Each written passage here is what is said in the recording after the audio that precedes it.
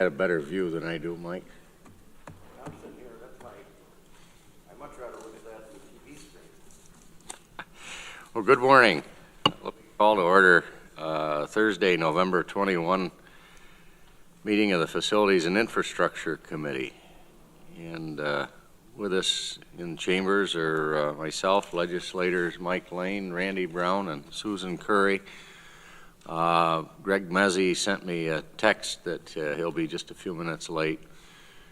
And are there any changes to the agenda? I'm going to, with the committee's concurrence, move up item number 7, report and discussion on building security. Rel's got to be moving on to another meeting in a few minutes, and I'll tackle a couple of other things while he's getting situated. Mike? Will that be an executive session? We were just discussing it. We don't think so at this point. If we need to, we'll move to. Public comment. We did have a person, Arshal.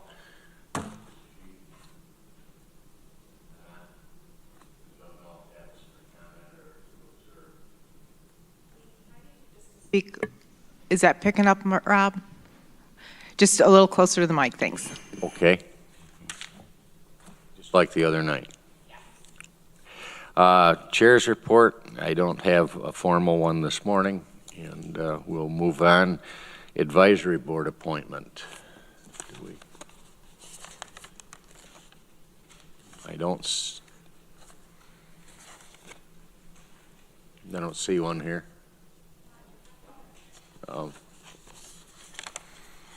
Did I miss it?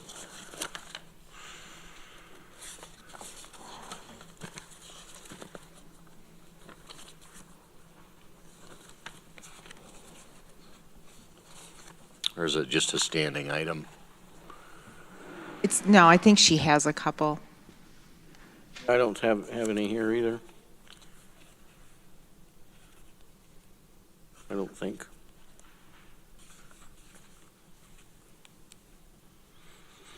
She's going to go ahead and print them. Why don't I come back to that one? Rel is with us this morning. Item number 7, we had slated, and Katrina's here as well, report discussion on some enhancements to one of the county facilities. Would you like to start, or? I'll go ahead and start. Back in March, we had a cybersecurity and infrastructure security agency security assessment at first entry, and it's called a CISA SAFE evaluation, where they identified the need for additional security in this building. And I've spoken with Arel, and we've spoken with Don Thorpe for our from the security standpoint. And we're proposing the installation of a security camera intercom system similar to what's at the old jail at the DeWitt Park entrance for this building. And it would remain locked during business hours unless there was a public meeting, which we're required to unlock the building. And my office, we've done that in the past, and we are more than capable of doing that for meetings, unlocking it about 30 minutes before a meeting and locking it back up after a meeting's concluded. And there's money currently, I do believe, in Arel's budget to do this. It wouldn't impact any historical features on the building, and I've discussed it with Katie Borgella downstairs, Commissioner of Planning, and she is also on board with it. And it would operate just the same or similarly to what we do at the old jail building? Yes. Yes. Rel, do you have anything to add? Yes, I was going to. Good morning.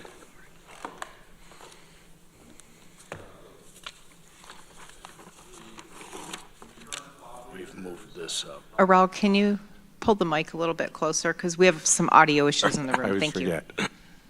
Okay, can you hear me better? So the current fob reader is that black box here on the right. We are going to put the video intercom in that same location. I don't want I don't want to clutter that area with video intercom and a fob reader, so we're getting an integral video intercom with the fob reader integral. It's similar to what you have out here, but a better, that one's, one is no longer available, and it's a different manufacturer going with the same similar system as over at the old jail and also over at Office for the Human Services Annex and also at Emergency Response Center. So we are going to mount it on the wood there.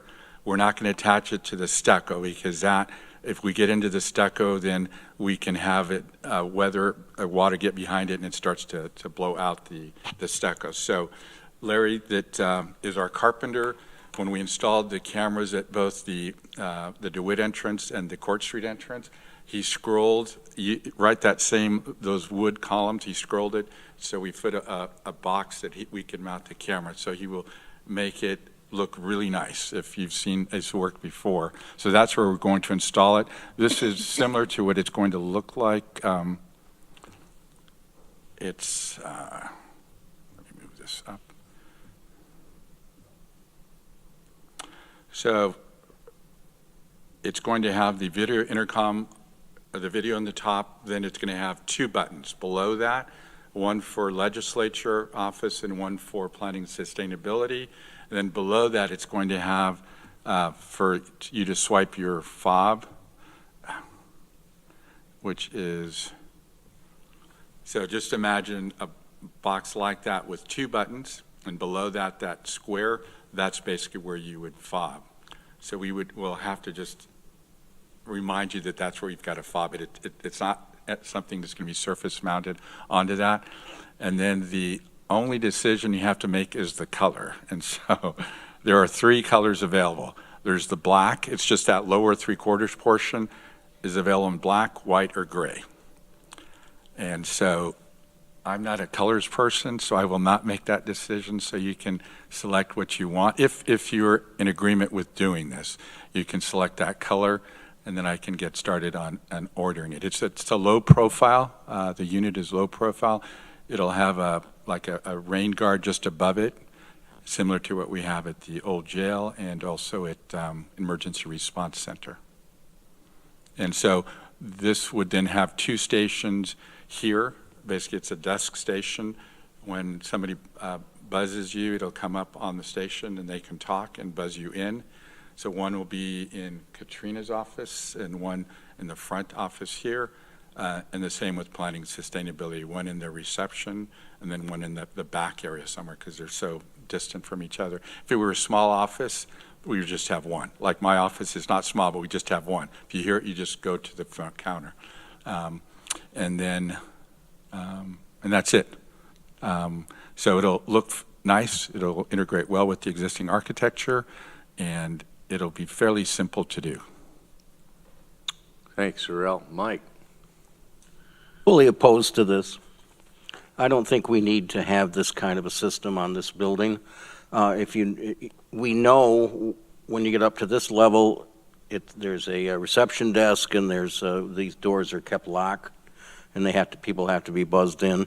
I think the same thing practically at downstairs to get into the planning department.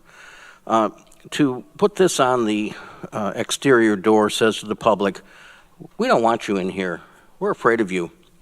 And we want to stay in our own little cocoon. I don't think we should do this. I just think it's the wrong way to go. Andy? Thanks for looking at this. So if somebody pushes the button down there, can you actually see the person, or is it just? Yes. Yeah. Can actually see, so they could actually see people on that little screen, and could they see you on that screen? Is that how it works, or? Oh, yes. It has a very good coverage.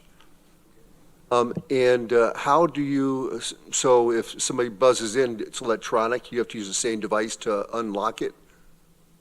Yes, it would be You have on. to be in the little system. Yeah, it would be on the same station. Correct. If you want to unlock it at a particular time, you can say, okay, do you have to actually unlock it, or can you pre-program it so that it will be unlocked at certain times? How does that work? That's a separate system that's integrated with this video intercom. And so when they push the button on this desk station, it actually communicates with the access control that releases the electric strike.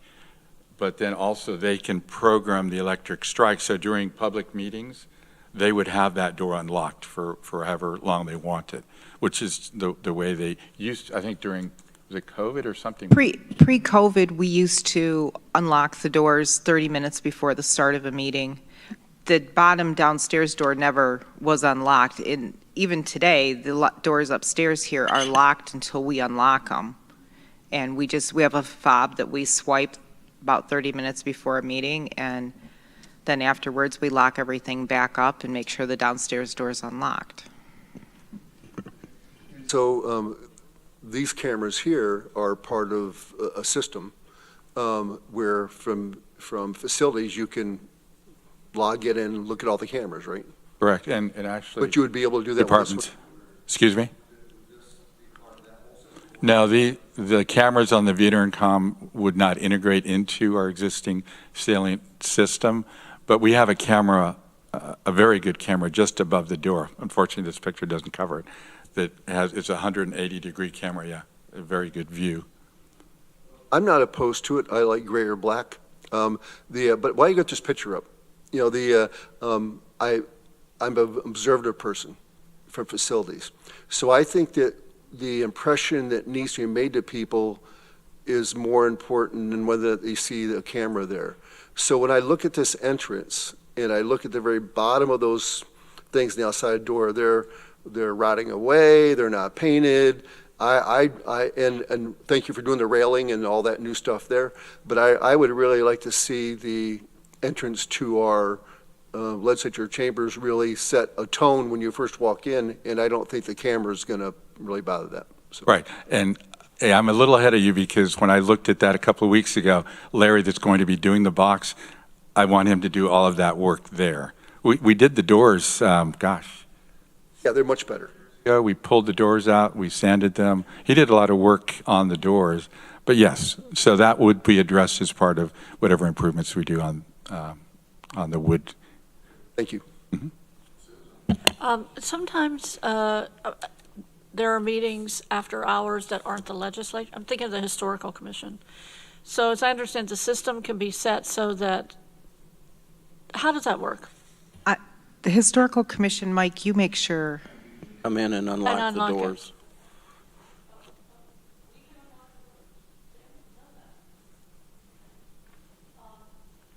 Some of mixed feelings about this. I remember working in the library and having to go to the county administration, and you just went in.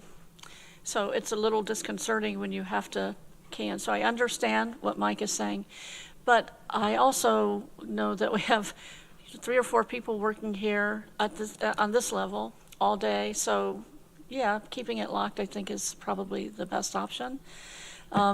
I think that it can be done in a way that people understand. So I just would like to make sure we have good procedures for this and that they're clear to all the legislature and to the public. Further discussion? Mike? I believe we're having a new security person coming on board. We have a position, and of course the next step will be we ought to have armed guards. And how far do you go with security? And I think this is a first step in the wrong direction. Greg? Yeah, I mean, I think to Mike's question, how far do you go? You go as far as the threat to the safety and security of our staff and visitors in the current environment take you. And so, again, it's unfortunate that we live in this type of world, right? Our doors should be open, our windows should be unlocked, right? We should be able to all just get along and everything work out okay, but that's not the reality, and unfortunately, there's, go to City Hall, you have to go through a metal detector, just to go to the building department, right? But that's the reality, right? Because government at times can be a target. There's certain things that can be a target. So I think as long as there's maybe some signage or some communication or something that's up there that, hey, we're happy you're here, just let us know. I mean, it can be as simple as that. I just think,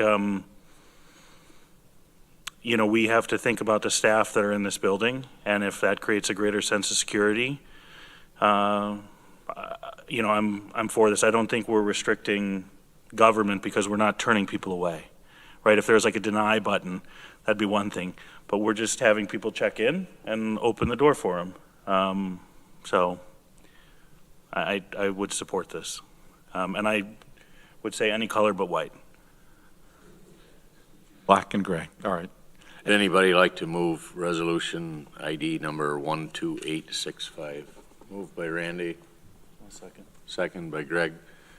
Discussion of the resolution. I understand Mike's concerns, and I understand those. And but I also see that there's that it was written into a report as a recommendation from our security evaluations. That's correct. So it is a matter of record that recommendation has been made. Correct. Further discussion? So do I leave the final color selection to Katrina then? Between Katrina and Katie? We still have to go to the full legislature with Oh, it. that's right. I always forget. Okay. Could you just come with the color to the legislature rather than give I will 14 talk to people the Katrina and choice? Katie. All Or right. do we just want I to know. pick one right now so we can put that to bed? All right, Susan, go ahead. You're the most stylish of the bunch. I'll bring them up again. Well, I would say black to go with the what's already there. Great. Okay. Mike said not white. Okay. All right. And I mean, the Or thing you- is that Greg this, said not white. it's flexible. If you don't want to use it, I mean, you still need the fob, and the fob would be part of this. And there's no addition, I mean, we're using the same hole that we used for the existing reader, so we're not going to put more holes except to fasten the box that is going to be tasteful. But it allows you the flexibility that if you decide to discontinue its use, you can always either enable it or disable it. And I just want you to be. Say one more thing. This is always really difficult to deal with this. I remember being director of the public library, and, there's a guard station there. And when I first started, I thought, what is that message sending to the public?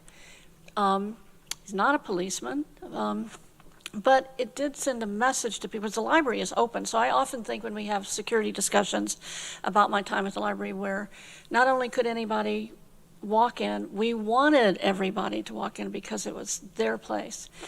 But I think that over time, the security guard really served a very good function because that guard didn't have to do anything until there was a need. And I kind of see this in the same way. And it is unfortunate, I just support what Greg said, it's unfortunate that we have to pay attention to this. But this seems a low, sort of a low confrontational way to have security that still allows the public to come in, because I don't know that they'll think that they have to do anything to get in for the public meetings, but they will see that there's the little camera. And I think that sends a message. So it's, it is a balancing act, but I do think it's important. Further comment? Mike? Just to Greg's point, I'm sorry about the times we live in, but if we surrender to them, we're all going to have to wear 6 guns on our belt. I don't think that we need to surrender to this. Shall we vote? We're all here, all in favor? Any opposed? Emphatic no. Emphatic no by Mike, noted. Thank you. Thanks, Shurtleff, for being with us, and this will move forward to the legislature. I'm going to resume the agenda and go to the county administrator's report, and I've got a hand.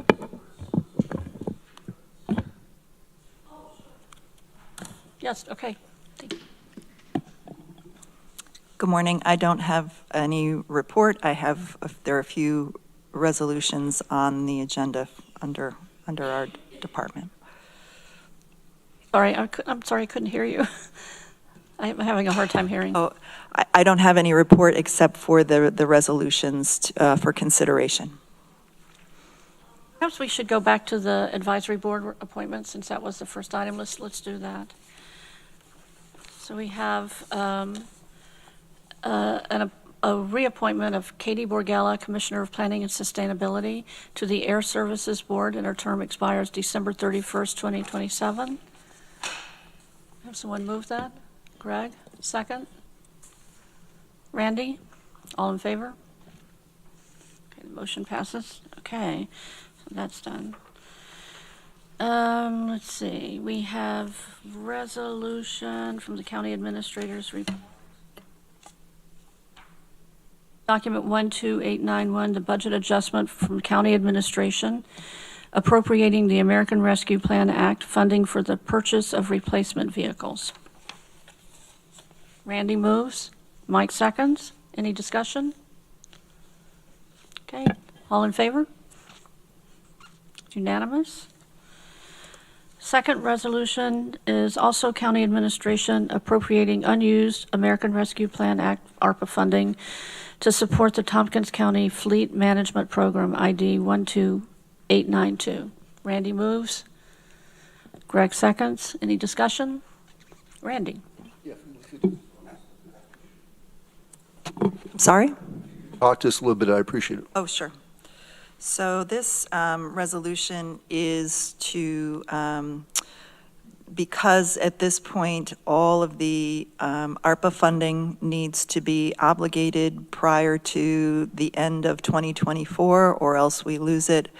This resolution authorizes us to obligate that, any unused funding toward the county's fleet management program. I see Terry Carroll has popped up on the screen, and he can speak further to if you have specific questions about any of the needs in the fleet management program. But as you'll recall in the budget process, we did cut back out of necessity the fleet management program for 2025. So there are certainly needs there, and we want to make sure that we're not leaving any of the ARPA funds on the table. We needed an area where we could be sure that we could obligate those funds quickly by the end of the year. Okay, Randy? Yeah, thank you, Lisa. So the $523,000, that's the total max amount it could be. It's going to be less than that, but we had to put that total number in. That's correct. Then I have a question for Terry. I know we had planned for leasing some vehicles, and were any of these part of that, or is these all the ones that would fall out of that leasing plan? No, it's none of the leased vehicles. It's just vehicles that we're purchasing.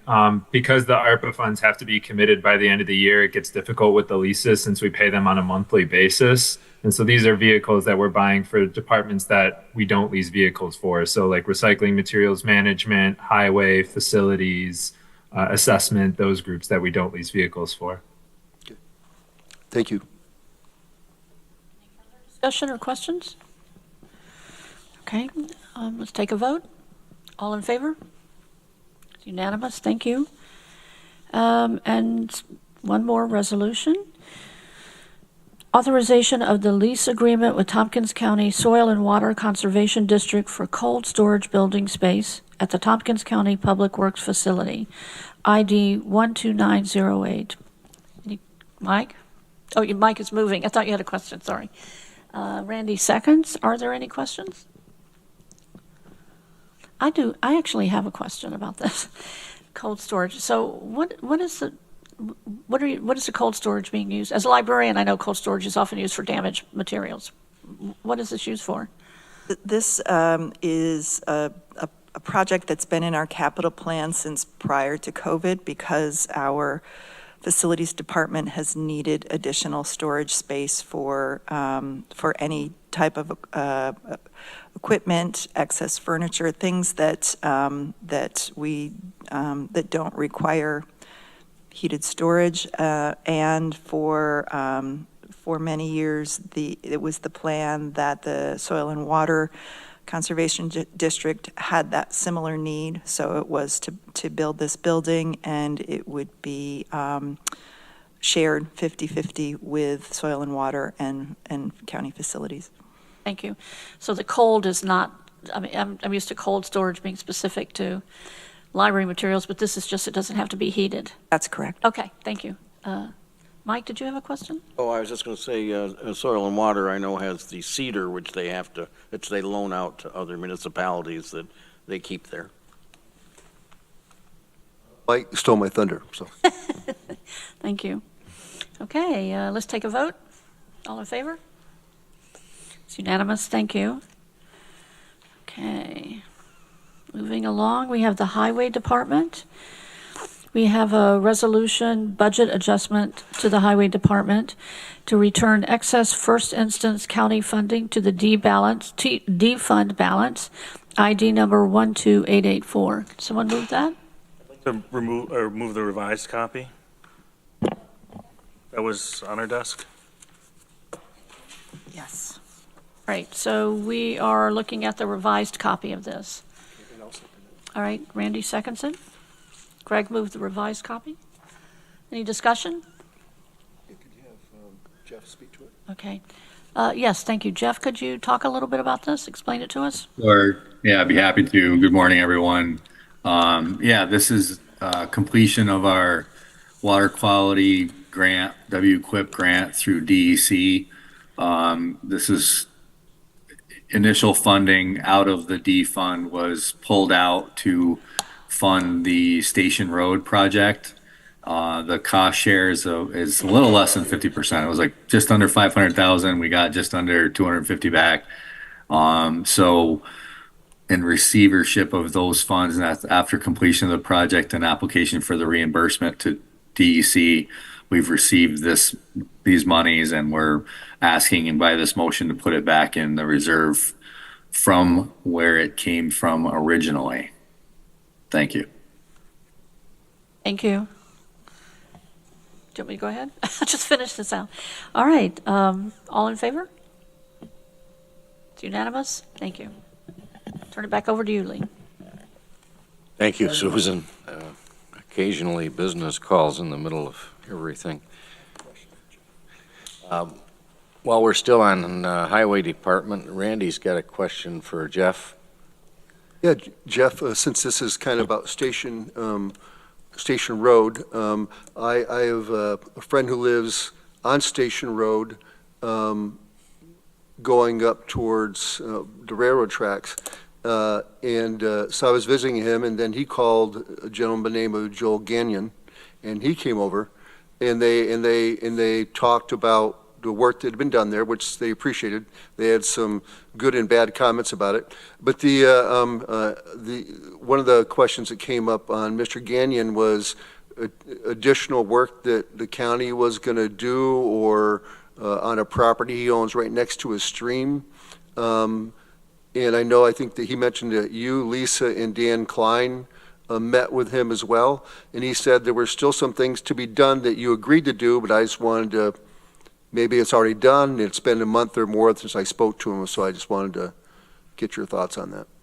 Yeah, true. All that's very true. And the way it is at this point, all the work that Mr. Gagnon would like us to do, that we're in agreement to do, is outside of our right of way. And I've asked him to have a private vendor price that accordingly so that it can be submitted to our risk management and possibly pay if everything is in agreement at that point.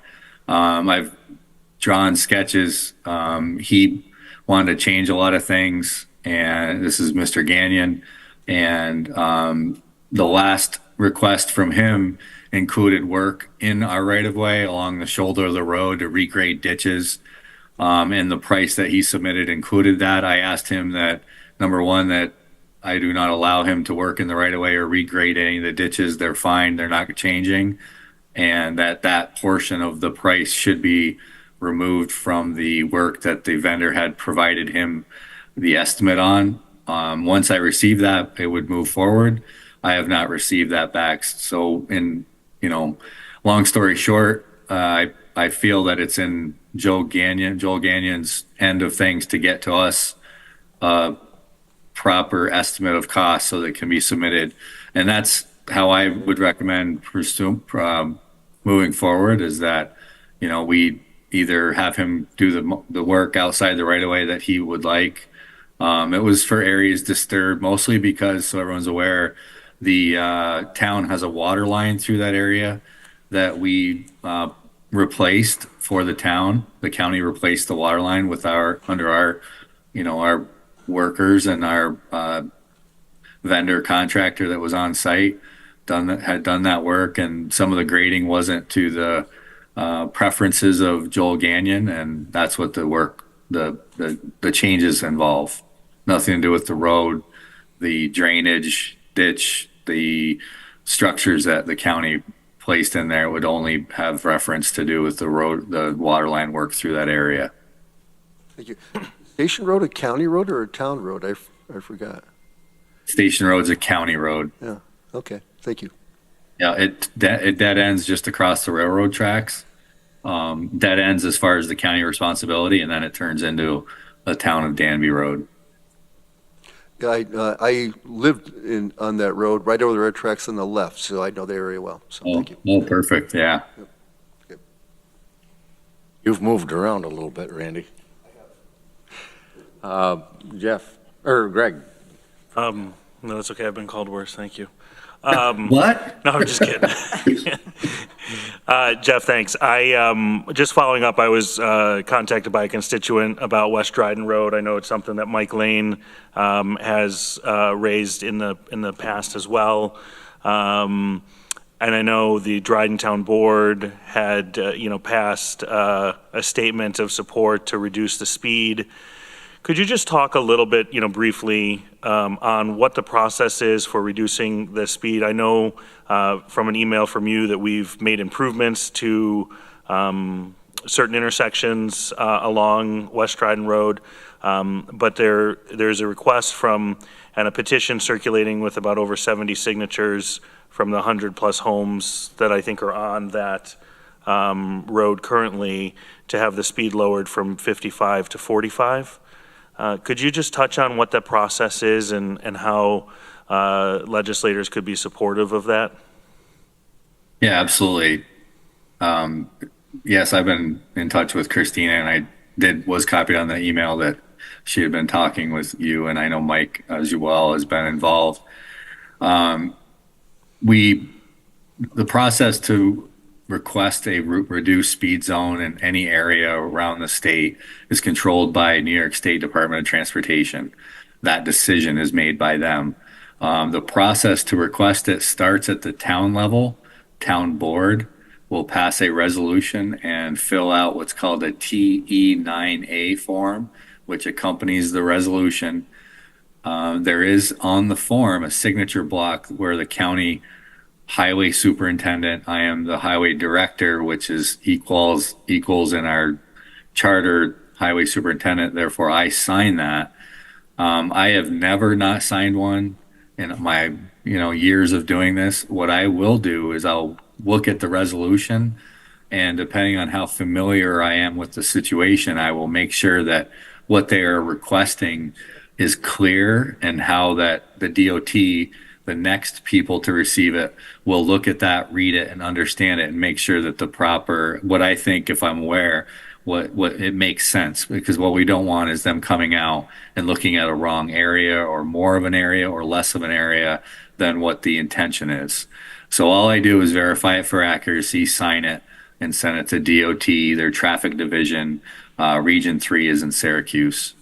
That process from the time the DOT receives it typically takes about 3 months. There were times, definitely in the last few years over COVID, it was much longer. They generally will come down with a traffic engineer or multiple engineers, as well as sometimes a state police officer, and they'll look at the area and evaluate it and see if it calls for or looks to be a candidate to reduce the speed. It's fine to reduce, say, 45 miles per hour, to say a request in the number, that's okay. But what they will do is we'll evaluate the area and then set the reduction. They don't necessarily need to, or to legitimize the reduction, it'll be on their decision. It wouldn't be necessarily a 45 or a 30 or anything like that. But it's fine to say, hey, we'd like to see a 45, maybe lower is what I'm saying. Maybe they may find it to be 40. They may not. They may not agree with the reduction at all and think that it's fine the way it is. But we will have usually a fairly well described letter of why they made these decisions, and then we can go from there. Okay. Got it. So it sounds that you're supportive of the process based on, the requests that come from the towns and just sort of help steward that through to the state. Exactly. Okay. I appreciate and would appreciate any support that we could continue to put behind this, because I know it's a growing concern for a large number of people that live on that road. Absolutely. Thanks for bringing that up, Greg. Mike? Yes, Greg, thank you. This is an issue of the residents over there, I know. And West Dryden Road is a straight road, and it often is conducive to speeding. But I also wonder about the side roads, like Sheldon Road. What's the speed limit on that? Do we need to think about reducing, or do the towns need to think about reducing speed limits on the crossroads as well? I'm just throwing that out, Jeff. And I wondered if you could also talk about some of the actual reviews and/or possible improvements to intersections that you've been thinking about. Well, in the specific intersection of Sheldon Road in that area is also a county road. Okay. But as I talked about just now, a reduction to the speed zone, even on a county road, any road within the town corporation limits that reduction request starts with that town. So if the town wants to put a reduction in and start the same process they're doing for West Dryden Road now, they could also do it for Sheldon Road. The West Dryden Road, as you mentioned, is a very straight road. It's a collector. It parallels 13, so there's a lot of commuter traffic. It's very heavy in the morning and in the afternoon. People starting and ending their typical day. The intersections at Sheldon Road is a stop sign at the intersection when it meets West Dryden Road, both in the north and the south direction of Sheldon Road. West Dryden Road runs east and west. We had requests from a neighbor in the area to look at it. We've done traffic counts, speed counts along that road. Some of the actions that we've taken in the last several months were we had taken high intensity reflective material that goes on the posts of the sign. So not only is the sign itself reflectorized and highly visible, but also the posts create, especially at nighttime with headlights, create a very bright effect that kicks back. It's also visible during the day. We did that on both stop signs. We also, in recent years, have started striping our own stop bars. We also striped the stop bars at that location, as we did all the intersections on West Dryden Road. And as we move around the county, we're constantly doing that. All these are kind of attributes to a typical intersection: stop bar, stop sign, visibility of stop sign. There's also a stop ahead sign, both directions. Those have also received a yellow, high intensity reflective treatment to both the posts or double posts. And then only recently, a few weeks ago, the southbound direction, we have installed what's called a beacon. It's a flashing beacon that is solar powered. It attaches to the top of the stop sign. It creates much more awareness of the existence of the stop sign. We put a yellow flashing beacon on the stop ahead sign, and we put a red flashing beacon on the stop sign on the southbound Sheldon Road as it terminates into a stop sign at West Dryden. And we also plan on putting a red flashing beacon on the stop sign on the northbound sign. That is not in yet. We've ordered that. We had the other two in stock, and we felt the southbound direction was a higher priority. Thank you for that, Jeff. I had one other question on a different topic. Jeff, our CHIPS funding that we get from the state, do we always take all of that? Are there any areas or any pockets of money the state has for CHIPS that we're not taking advantage of? This is a really big issue right now, Mike. I'm not sure, what drew this question, but we're talking about that. We're meeting with DOT people. We every year annually will spend all of our CHIPS funding. We zero those accounts. There's most counties and towns are encouraged to do that. We're always asking for more money. It's one of our largest advocacy day account requests is keeping our CHIPS funding and then enhancing it with more. Generally, municipalities across the state are really good at spending their CHIPS money. What's recently come into notice is that there was some interest to fund and create another sub-pocket under CHIPS, what was called touring route funding or CHIPS funding for touring routes. Interesting enough, the item or the description of the fund, the counties were carved out. Some counties have touring routes, other counties don't. Tompkins County does not have any touring routes. I can describe what a touring route is now, but primarily it's the cities that have touring routes. I know the city of Ithaca has touring routes. The city of Elmira has touring routes. The way that funding came out, it was late one year, and then I think it's only in its second year of existence for that fund.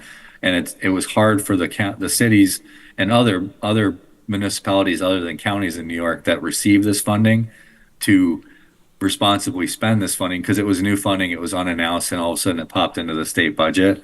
Not defending it, but there is a large pocket of funding, and we're hearing a lot about it now where DOT is noticing, like, why is all this CHIPS money not getting spent? And we're vehemently defending the fact that the only portion of the funding that's not getting spent is the touring route. I believe that it's why in the fashion and the schedule as which it came out to municipalities, they will eventually ramp up and be able to spend it.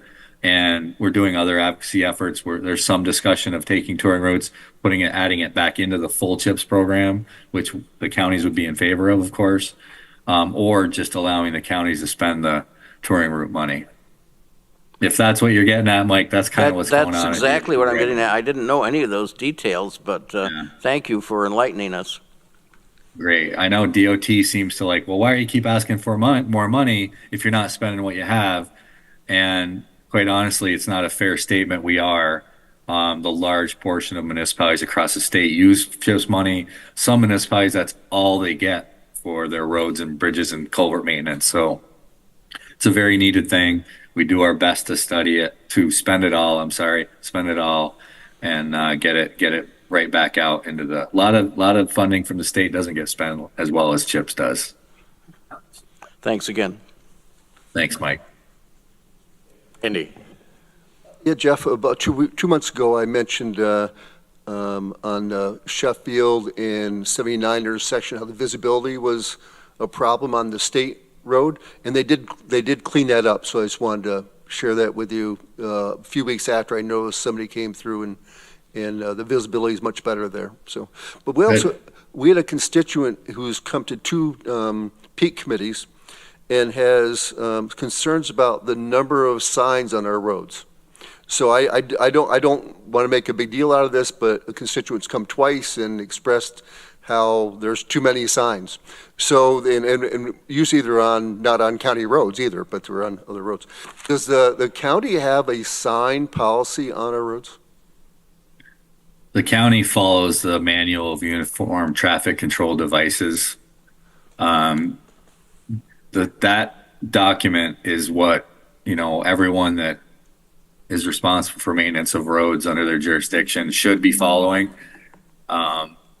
Saying that, with that said, yes, there are times that we do install signs that possibly age out, but that's a very, very few examples of that. One example would be if that we have like a hill or a blind curve or something, and there's a home, a residence, and the home has young children, and there's a stopping school bus. We put up a stopping school bus sign there. It's hard to locate and find when those people, those young children and the school bus is no longer stopping there, but occasionally we are able to realize that the house no longer has children, there's no longer a school bus stopping there, and we will pull the sign.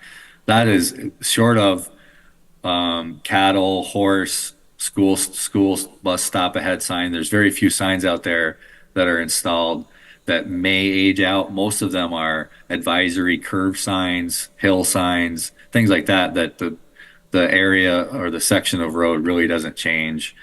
We are trying to be somewhat resistant and thoughtful when we do install new signs, because it can become a area of sign litter, and really as a driver you're not even going to see all the signs if you start putting too many in a row. And I can give you an example of that just happened in the last year, but we all follow really the same guidance. The state also follows strict guidance, and they follow either federal or state rules on sign installation and sign maintenance. So saying that there's too many signs, you really need to be made aware of this specific sign and why it's there, and justify it that way. But there isn't, like, we don't generally safe saying that we don't just go out and start putting up signs. Generally they're there for a really important reason, and we're following the requirements under the MUTCD. I appreciate that. Thank you. Mike? That's interesting. You have a constituent saying that. Over the years, my constituents have always wanted more signs, and that makes me surprised. I understand sign clutter. We see a lot of that with advertising signs, but highway signs are for safety and for helping people find their way when they're driving. So that would surprise me. I have to say this, sort of reminds me of the movie Amadeus, when they were talking about Mozart's music and said, well, the problem with his music was there was just too many notes. And on that note, we have a capital project summary. Anything on that? Any questions? Capital payment summary report ID number 12911. Jeff, anything you want to highlight there?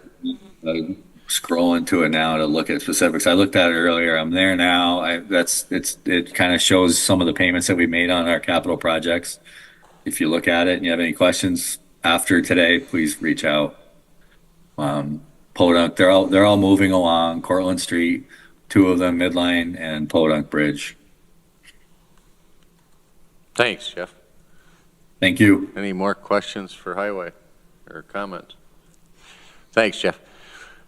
We'll move along to the airport. Roxanne is with us, and I know you've got a resolution to bring forward on the airport cafe. Any report you want to give before we take action on that? You got to turn your mic on there. It should be, can you hear me? Yeah. Okay. My computer crashed a bunch last week, so I've had issues. I've got a new one, but there's some audio issues apparently. Can you hear me okay now? We can now, yes. Okay, yep. So nothing really to report, just, trying to keep things moving forward and, with a strategic plan, working through that. We had a meeting, still got some stuff we're dealing with on that to bring it to the ledge, hopefully January. To F&I and the ledge in January, had Air Service Board meeting, reviewing the bylaws, getting those updated. Sounds good. Have the flights to Carolina started yet? Not yet. I'm working on it. To Dulles. Dulles? Yeah, we're working on that. So that's in the works. Yep, to get that moving forward as well. Hopefully to have information on that for the next F&I. Look forward to hearing it. You have a resolution, I'll ask to, if we want to put this on the floor, award a contract Airport Cafe, Ithaca Tompkins International Airport, ID number 12842. Moved by Greg, second by Susan. And would you like to brief us on this, Roxanne? We're back to the volume issue. Oh, No, can you hear me again now? Okay. we can now. Okay, yeah, so we did an RFP for the contract for the cafe. One of the complaints, that we had been getting for a long time was no food on the secure side. Needing that opportunity to have, items, breakfast, lunch. I believe we have the great opportunity to, serve our passengers. We have over 100 people going through every morning, so it's prime time for breakfast, and going through about lunchtime, prime time for lunch. The contract that we had prior to this was mutually ended without any issues. It was understood, things weren't working, but ended on a good note. So we went out for an RFP. The people that put in the RFP, we received one for the Second Landing Cafe is actually John and Chris Sweeney. They actually operated the cafe out of here many years ago. They took it over from their mom, John's mom, who actually ran it. So they know the business. They know what needs to be done. I think they're going to be a good fit. I think they're going to be good with the customer service. So that's where we're at. I went there a few times when Mrs. Sweeney was running it. That's good to see them have an interest yet. Yep. Further discussion? Shall we vote? All in favor? Any opposed? Motion carries, and that is in response to an RFP. Second Landing, that was the name they used before, right? It is. Yep. Okay. Mike? Roxanne, I think you're talking, but we can't hear you. Oh, can you? Better now? In and out. Cutting in and out. Yeah. If you have any questions, feel free to send me an email or give me a call. Maybe that might be easier. Well, can I try? Yep. Roxanne, I know you folks were trying to do some community input for use of the airport, and I know there were at least a couple of very good, well-attended meetings by a lot of people that like our airport. Are those continuing? Because we're getting feedback. Why do we have an airport? Why do we spend this money? It's only for the rich people. Those kinds of things we're hearing. When most of us know how important the airport is to our economy and to economic development and to the fact that we have to be globally connected for our globally connected university. Can't hear you. People have been using the conference rooms in the terminal. Can you hear me now? Can't hear you well, Roxanne. Yeah, I'm not sure what's going on. There we go. I keep adjusting here. Better? Yes. Okay. People have been using our conference rooms regularly. I think, the adding of the cafe will help. I think they'll use them more. We have a great facility for that. Our flights are doing well. Our passengers are up over 20% from January to June last year and continuing to grow. I should have numbers for that soon. I think people, getting them to the airport is huge. The positions that we filled, that the county gave us, the 5 maintenance positions have been going wonderful. They're a great staff. They're a great team. Being here 24 hours also is going to be great with our first snow coming. Just having people here to take care of that. I think things are looking good. We're continuing to work hard and will continue to work hard. Will the Air Services Board be doing additional meetings like they have done in the past to promote the airport? I think that's a great idea. That's on the agenda. Chris and I, the marketing, that we've been talking about that as well. I think that's important to get out to the business community, to different groups and functions and share that information, business after hours. And And they're all things that are on our agenda to continue to make sure we do. Glad to hear it. Greg? Also, to Mike, to your point, Roxanne and team came to the Strategic Tourism Planning Board meeting yesterday to continue to talk about the airport. We did have a number of public commenters at that meeting talking about their thoughts on the airport, the environmental impact of air travel, which again we don't take lightly, but also have to weigh against the need for access, et cetera, as we talk through a number of challenges that are faced with increasing air travel. One of the reasons why our airport is costly to fly from at times, not always, at times, is because it's kind of a chicken and the egg. The more flights we have, the more people that fly out of there, the lower prices are going to be, right? We need higher load factors, higher employments, et cetera, et cetera. So the more we can do that, the more we can have lower fares flying out of Ithaca. So to do that, we need community support, we need private sector support, we need college and university support, we need county support to make sure that we can attract airlines and routes and flights that we know are proven successful routes to continue to lower the cost of air travel and lower the burden on the county to sustain an airport. So I just want to put that out there that those conversations are being had and will continue to be had at SDPB, IAED, the Tompkins Chamber, just to name a few places that I'm aware of those conversations taking place. Well, thanks all for keeping that on the radar. I think our volume issue all of a sudden just suddenly resolved here. We'll see. Gremlins. Anything further for the airport?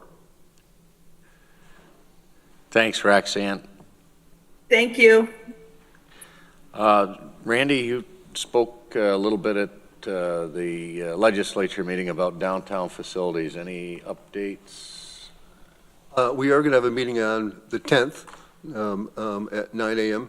and Arel will be reporting on the status of our discussions with the engineers and architects and fees that are being discussed. And then we'll have a few other issues that we'll be talking about. So. Now, facilities, 10th of December.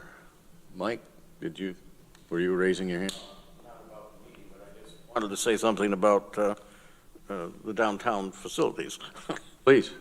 On the radio coming down this morning, I heard an interview of Ithaca Police Chief talking about our Code Blue temporary shelter at the old Key Bank building, and concerned because it was a congregate setting and not a individual room setting, and is concerned that there will be more interaction between people in there that may cause a need to call in the police, and mentioning that it's a county facility and therefore the county sheriff's it didn't say that exactly, but intimated that the county sheriffs ought to be involved with that as well.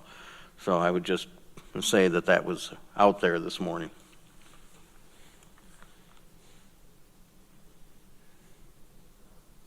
Not surprised, Mike, but I wonder if it'll be on the topic at public safety this next month. I know that meeting is moved to a joint one in early December, possibly. Of course, I know that's on a whole host of things you're working on for getting the facility prepared. So, I'm sure. Randy. Actually, I saw Chief Kelly walking around here yesterday morning and looking at everything, so it was good to watch him.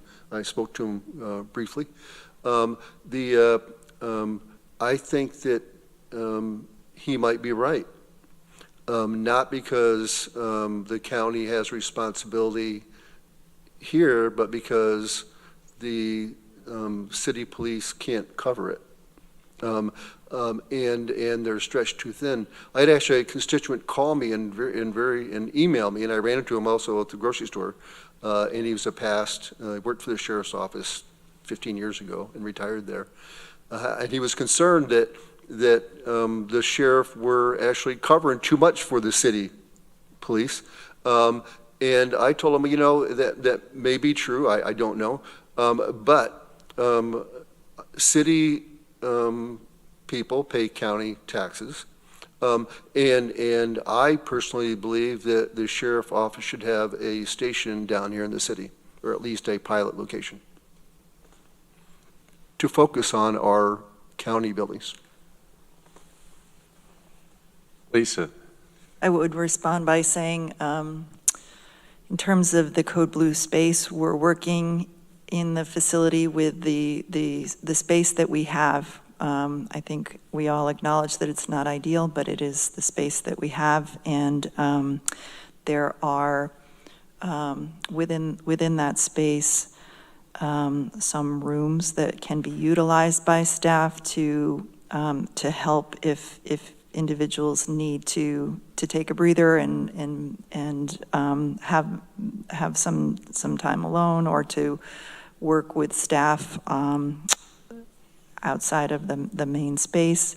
And we are going to have trained security officers who and the staff themselves who are trained in de-escalation techniques, because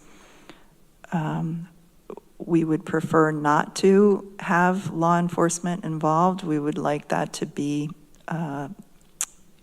last ditch decisions if necessary to maintain safety. But we plan to have staff and security officers utilize the de-escalation techniques and, work within that physical space as much as possible to avoid those situations. Aren't we going to have security people there as well? Yes, the county is contracting for security in that space. Mm-hmm. Greg, then Mike? Lisa, this conversation comes up quite a bit, and at some point, I know now is probably not the point, but at some point it'd be interesting to know what other counties are doing for Code Blue. I think my sentiment is in the past, we may have gone above and beyond in some situations, right, with full hotel sort of contracts and private rooms and some congregate settings, trying to understand, and again, I'm not saying we should do the bare minimum, but it would be interesting to kind of get a picture of what counties similar to ours are able to provide, and sort of where we fall in the scale of, are we here on Code Blue, or are we here on our Code Blue response? So I don't know how and when to get that information. I know there's a lot of pressing things, but I think it would be helpful for legislators and maybe also for the community to understand, what are we required to do? What are we doing over and above the requirements? And how do we compare to similar size counties? We can try to pull some of that information together. I know offhand through the county administrator's listserv that it's all over the map, but I can try to get some more detailed information to bring to an HED meeting. Thank you. Thanks, Lisa. Mike? Interesting, at the TC3 board meeting last night, the Portland County liaison talked about their efforts in Cortland and gave us out a handout, and I gave it to Lisa. Maybe we could make copies of that and hand out what they're doing in relation to a church over there, and they've got quite a very nice document. That is what I wanted to say. Randy, you keep making me think of things here, and I enjoy that. You talk about having a sheriff's office downtown or an outpost. In the past, the city never wanted that. They want. There's always this turf issue with police agencies, and I'll just say I've long been an advocate for county police. And I still think we should have that and combine all the departments. We've looked at it, but everybody wants their own turf. And I think we ought to have a county police department with a county police chief. So noted. And I still haven't let go of my holistic approach to security in the county facilities downtown. And I know that it's an ever-evolving dynamic process, but we'll have to task the new administrator with that as well. And to that point, Lee, what was put into the 2025 budget will be a great start to that process for 2025. Evaluation, if anything, is going to be helpful. The analysis that comes with a new position. We've done a fair amount of that in the last 2 years with the employee health and safety coordinator and the departments going through and doing security and workplace violence assessments across all of the downtown, or all of the county facilities, not just downtown. And we've convened a countywide security work group over, I would say, the last year and a half that's been pulling a lot of that information together. So we have a lot of foundational information on which to begin. Appreciate the work on it. Okay. We look forward to hearing before the end of the year on the downtown facilities and where we stand with engineers and architects. Transportation. Frank is here with us, and I do know he's got one item, ID number 12894, and I don't know if you want to get forward and... Yeah, just really quick, I'm going to turn it over to Courtney. Based on our procurement policies and procedures, we do notify the committee of our decisions.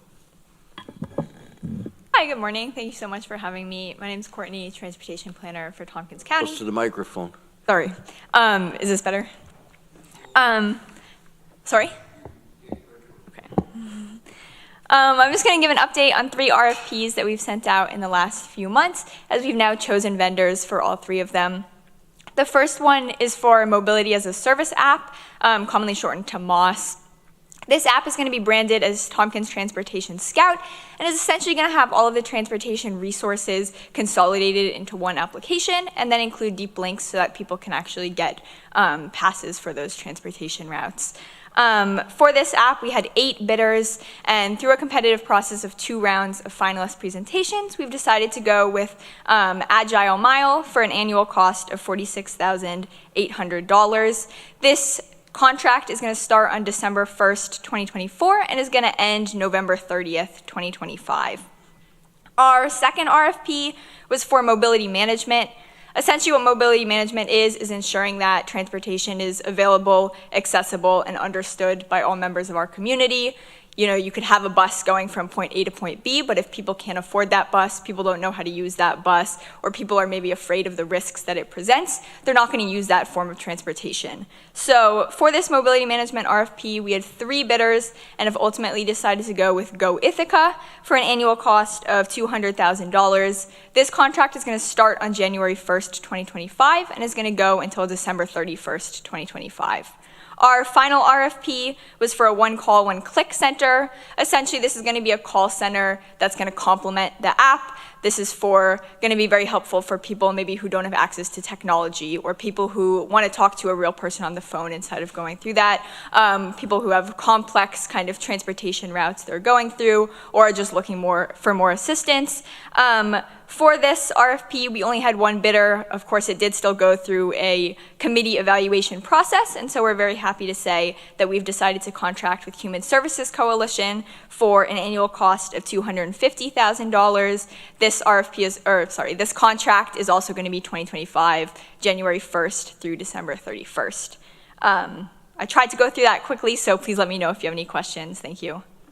The only other piece I'll add to that is, as far as the one-call, one-click center, it's also required to do a recruitment of volunteer drivers so that we have a volunteer driver program to get people access. And as you know, it's part of the mobility vision that we're implementing for that.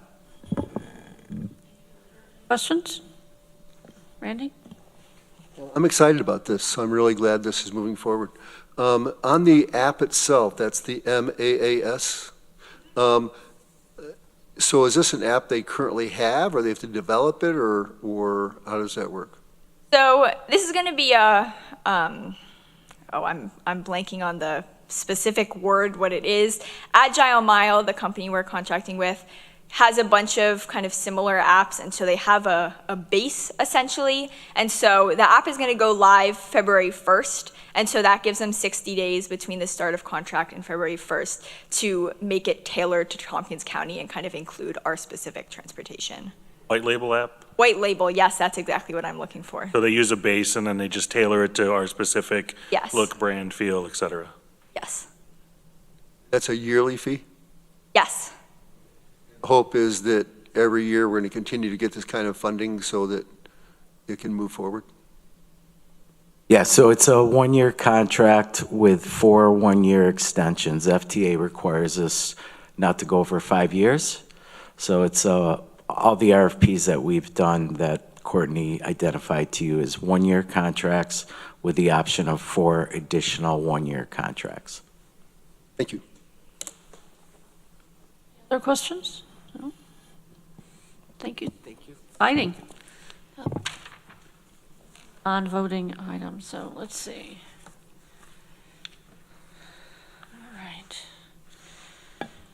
All right. Last item on our agenda is the approval of the October 17th meeting minutes. We can have someone move that. Randy? Greg seconds? All in favor? All right, unanimous. Is there any other business for the committee? I see we have the handout. Thank you for getting the copy so quickly. Came from Kathy Biscop, the legislator and who's the liaison to TC3 from Cortland. I do want to point out that this doesn't necessarily respond to Code Blue in its entirety. Yeah, for different hours, yeah. But the fact that, there's a place for rest and hygiene, food and drink, lockers, access, Different. is a great thing. It's very different. But I know we have some of these similar types of services maybe spread out through different agencies across the county. It's nice to see them consolidated in one space. And I think it is really important to, just to repeat what Lisa said, this was a special situation that we had this year. Of course, we're looking for something different long-term. All right. The meeting is adjourned. Thank you. Thank you.